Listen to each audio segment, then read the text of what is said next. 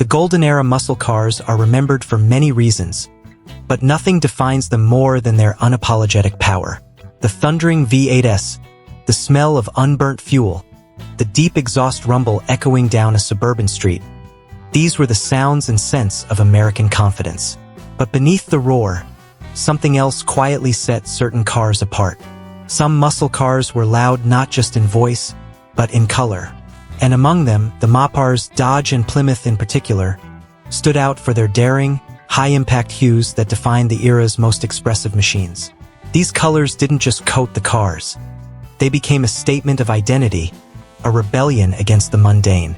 It's impossible to talk about late 1960s Mopars without mentioning Plum Crazy, Sublime, Go Mango, Top Banana, and the rest of Chrysler's legendary, high-impact color palette. These weren't just paint options. They were declarations of intent. Between 1969 and 1973, Chrysler decided to throw subtlety out the window and splash its cars with some of the wildest colors ever seen on a production line. The names alone carried a cheeky bravado, Sublime or Limelight, depending on brand, Go Mango, Plymouth's Vitamin C, Top Banana or Lemon Twist, and of course, the unforgettable Plum Crazy, also known as Violet. The company marketed them as high-impact colors, and they were exactly that. Loud, radiant, and impossible to ignore under the summer sun. Each of these colors has its own legend, but some were rarer than others. For example, Sublime was a one-year-only offering for 1970, while Bright Green, Rally Green, and Panther Pink, Moulin Rouge, were fleeting spring colors that came and went almost before the paint dried. They were never part of the standard order sheet. You had to know about them or know someone to check the right box. That exclusivity, combined with their audacity, turned them into holy grails for collectors half a century later. Bright green, sometimes referred to as spring green, was a vibrant, almost neon-like tone that embodied the optimism of the muscle era. It wasn't subtle by any means, but Mopar enthusiasts adored it because it looked fast even when the car was standing still. It shimmered under streetlights, glowing against the black stripes of a Charger /T or the aggressive stance of a Road Runner. Yet, because it was a special order color available only briefly, it was applied to very few cars. Historians estimate just a few hundred vehicles, across all Dodge and Plymouth lines in 1969, ever received that finish. Then there was the infamous FM3, Panther Pink for Dodge, Moulin Rouge for Plymouth. Even its dual name hinted at the split personality it carried. It was bright, playful, even a little rebellious, but also controversial. In 1970, muscle cars were supposed to be masculine, all about power and toughness. A pink car was, to many, a contradiction. Yet Mopar didn't shy away. In a time when Detroit was experimenting with identity and culture, Chrysler took a risk and painted its performance icons in a color that defied stereotypes. The risk didn't pay off immediately. Dealers reported customers laughing or walking away. Many who did buy them later repainted their cars in more conventional hues, black, orange, or red, erasing what would decades later become a badge of rarity. Today, surviving Panther Pink or Moulin Rouge Mopars are some of the rarest factory-painted muscle cars on Earth. Among them, one in particular shines brighter than the rest. A 1970 Plymouth Cuda finished in true FM3 Moulin Rouge, recently unearthed from Mecum's Las Vegas 2025 auction lineup. At first glance, the car captivates you. Moulin Rouge isn't just pink, it's electric. Under sunlight, it glows with a reddish-pink hue that dances across the Cuda's muscular lines. The long hood, the sharp fenders, the fastback roofline, all seem designed to wear this color proudly. It's almost ironic that one of the most aggressive designs of the era looks its best in one of the most polarizing colors. But that's the beauty of Mopar's experimentation. It didn't follow rules, it made its own. The example up for auction is not just another Cuda restored for show. It's a documented FM3 car, verified by its original fender tag still attached with factory rosette rivets. That little piece of metal is the car's birth certificate, proving it left the Hamtramck plant dressed in this outrageous shade. Only around 250 such Cudas were ever believed to exist. And that's not an official number, just the consensus among experts who have spent decades chasing these pink unicorns. Under the hood lies a 340 cubic inch small block V8, displacing 5.6 liters of Mopar fury. In 1970, the 340 was the sweet spot of Chrysler's engine lineup, lighter than the big blocks, yet potent enough to deliver serious punch.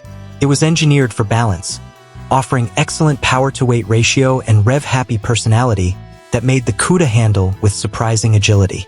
The 340 Cuda wasn't the brute that the 426 Hemi was, but it was far more accessible and, for many enthusiasts, more enjoyable to drive on real roads. Out of 6,294 Cudas equipped with the 340 engine, only 2,372 were fitted with the 4-speed manual gearbox like this one, further narrowing its exclusivity. But what makes this particular example exceptional is not just its drivetrain. It's the sum of all its rare options. The car features the iconic N96 shaker hood, named for the way the air scoop protrudes through the hood and shakes with the engine's vibration. This wasn't merely a visual gimmick. It was functional, feeding fresh air directly into the carburetor. Pair that with a woodgrain steering wheel, pistol grip shifter, bucket seats trimmed in black vinyl, and a center console housing a cassette player, and you have a time capsule of 1970 performance luxury. Every inch of this Cuda tells a story. It's been restored meticulously just 300 miles ago, bringing it back to its original glory. Open the door, and you're greeted by the rich scent of fresh vinyl and gasoline, a perfume of authenticity. The black interior contrasts perfectly with the flamboyant exterior, a yin and yang balance of style and substance. The car doesn't scream for attention. It demands it. Collectors who understand Mopar history know that originality is everything. Many muscle cars have been restored beyond recognition, their factory quirks ironed out, their imperfections erased. But this Cuda retains its soul. Its engine, while not the original numbers matching block, is period correct, ensuring it drives like it should. Everything else, from the stitching on the seats to the factory-style tags and finishes, stays true to how it rolled off the line in 1970.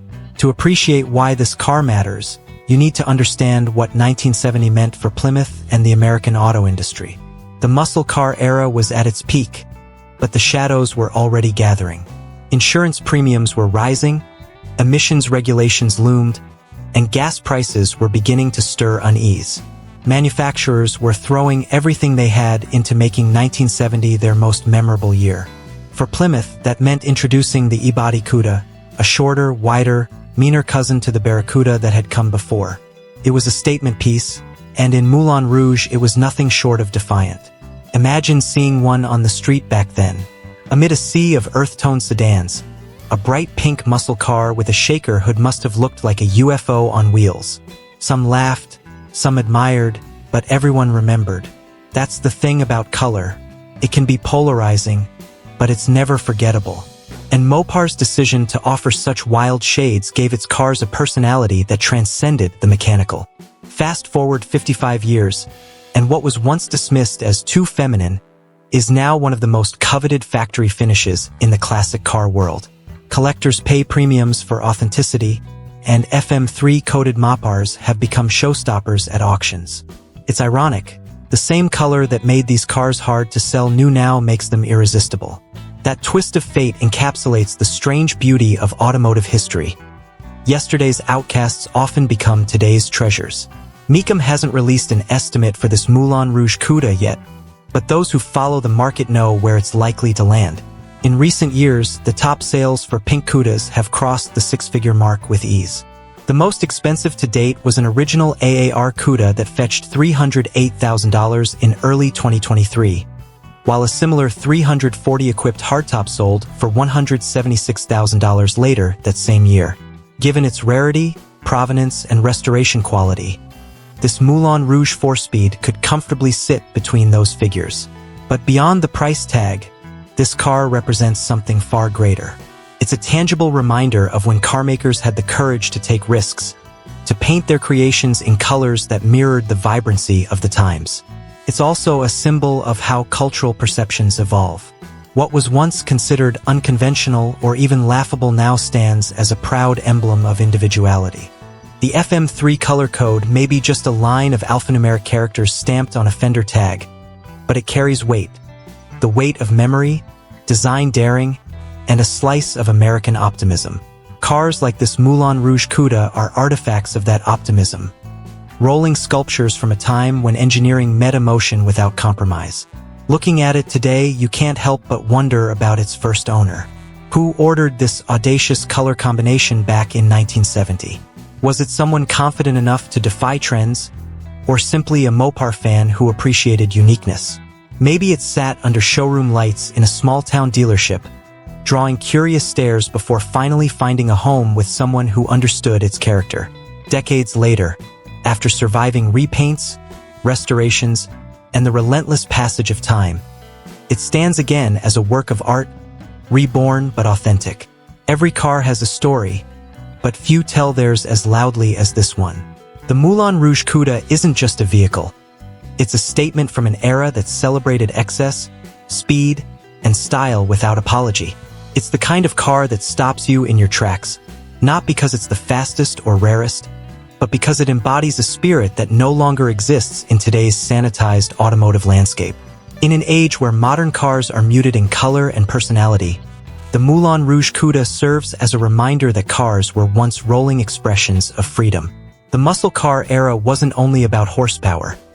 It was about making a statement, living boldly, and embracing individuality. That's what made these machines so special, and why they continue to captivate us. Today, enthusiasts and restorers obsess over the tiniest details of FM3 cars. Matching tag codes, correct paint mixes, authentic decals. It's more than just collecting. It's preservation of an attitude. When you see a pink Cuda gleaming under the lights at an auction, you're not just looking at a car. You're witnessing a fragment of cultural history, a moment when automotive design was art, rebellion, and joy all in one. The Moulin Rouge Plymouth Cuda is that history made metal. It represents not just Mopar's boldness, but the spirit of an America unafraid to stand out. As it heads toward the Mecum auction block, its story will continue. Maybe into the hands of another dreamer, collector, or lifelong Mopar devotee. Whoever ends up owning it will hold a piece of something far bigger than a car. They'll hold a chapter of color, courage, and culture that defined a generation.